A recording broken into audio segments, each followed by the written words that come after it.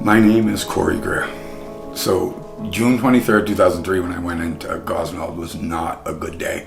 I had just come off of another overdose. I ended up calling a friend of mine, and he agreed to take me to Gosnold, and he drove me down. Before recovery, I had none of the stuff that I have today and value so much: my kids, my partner, Emmy, the house I live in. I didn't have anything. I was exceptionally selfish. Everything I did for like my own benefit without really thinking of other people. So I'm eternally grateful. Gosnold saved my life. There's no ifs, ands, or buts about it. I've not had to relapse since I got out of Gosnold, which is a rarity. I'm very grateful for that, and I think that's because Gosnold gave me the foundation to go from Gosnold right into external recovery. You could sense the transition. You could sense the life coming back into somebody who, I suspect from everything he said and from what I know from being around the recovery world, that he had been in that position of being spiritually dead. And I watched that spirit come alive with him.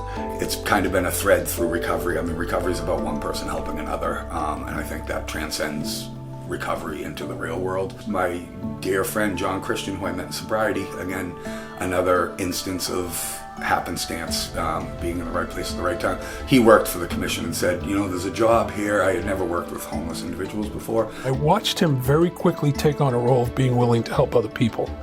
And that was very meaningful to me because I had worked in the field myself for quite a while, and ultimately led me to wanting, to make a decision to work together with Corey in the field. 23 years later, that 1 year has turned into more or less the rest of my life. Like, I can't imagine being anywhere else. I just come in with a different view. Like, I realize I've worked with fire chiefs, I've worked with nurses, I've worked with doctors, all guests at the shelter. This disease does not care what letters come after your name. Once it gets you, it gets you.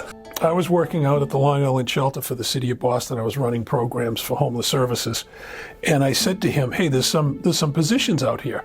Why don't you apply? Why don't you apply and come out?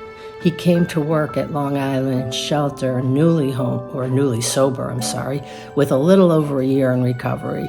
From the first day he walked into Long Island, he showed nothing but respect and hope for every single person he came in contact with. Long Island closed in October of 2014 with hours notice. They told us we had 4 hours to get every single person off the island and their belongings, anything they wanted to take, and all the staff.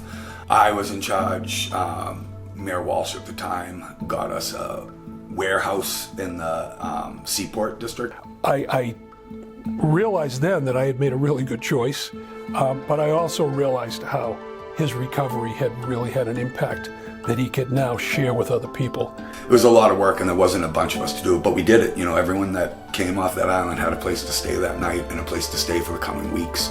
At the end of the day, you go to work and you do what you can to help the next person that's walking through that shelter door. And I think that helps me, knowing that no matter what, there's going to be somebody tomorrow that is going to show up at our shelter for the first time ever. And it's on us as a system to make sure that person feels welcome. He's always taught us to be very nice. He taught us a lot of empathy about other people, and he always just kind of taught us that caring for people, family, friendship, and just being a good person is like one of his biggest priorities.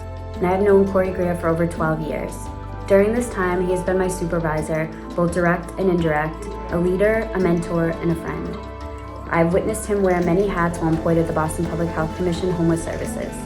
Throughout those years, I've watched him handle crisis after crisis. When I think about Corey, I think about someone who is better than anyone I've ever met at believing in data and using data to affect practical change. He and his team led a charge to streamline the process so that we were just collecting the information that was truly relevant and truly helpful. We're presented at a national conference in the end of 2024, APHA. It was really, really well received, with a ton of interest from people from all working in homeless services all over the country. My whole life, it's just been very full of giving to other people. It was one of the big things we learned growing up. He would help our friends and then teach us to help people in need. I had a son who was who passed away from this disease, and Corey yeah, was never gave up on my son. I mean, we've really built a beautiful life together. I'm so grateful. The kids are so wonderful. And, you know, we all are just so thankful that he is clean and sober today, and that we can all be a really happy and cohesive family.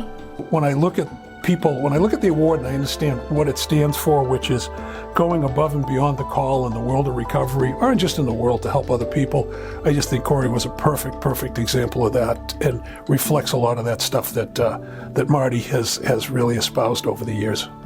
I tip my hat to Gosnold because he got sober there. That's where it started for him, and I love him. I love you, Corey, and he's very deserving of this and much more. He's a really good dad, and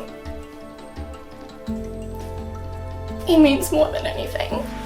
These kids have never had to worry about him picking up. I don't think he knows how much that it like stands with us. I think about his story nearly every day, and it like is the moving force behind a lot of the decisions I make. And I think he's just an amazing father overall. I think he deserves to know that we all love him very much, that we're just very proud of him in every stage of his journey. Yeah, I would say I'm very proud of him, and he's been here for all three of us through elementary school, middle school, and high school, and he's just been supporting us throughout the years, through adulthood. He is thoughtful, he's caring, he's really talented, he's an amazing cook. We need more people like him. We don't have enough of Corys in this world. And I mean that from the bottom of my heart.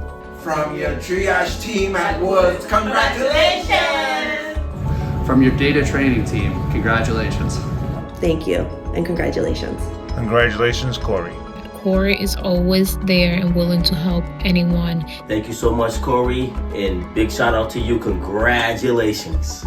Corey, congratulations on your well-deserved award. Congratulations on being honored for the Mayor Walsh Alumni Award. We are all so lucky to know him and have him in our lives. The ability to bring your truest self into a space that is as chaotic and beautiful as ours, and to do it day and night for over 20 years is truly an inspiration.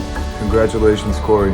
From all of us at the Boston Public Health Commission, congratulations, Corey, on your well-deserved Martin J. Walsh Alumni Award from Gosnold. Congratulations on this award. I'm so proud of you that you're getting this award. I just want to say congratulations. You're the man, my guy. I can't think of someone more deserving. Congratulations. Congratulations on your award. Honestly, it's about time someone recognized the chaos you survived. Congrats. Corey, congratulations. Your dedication, it paid off.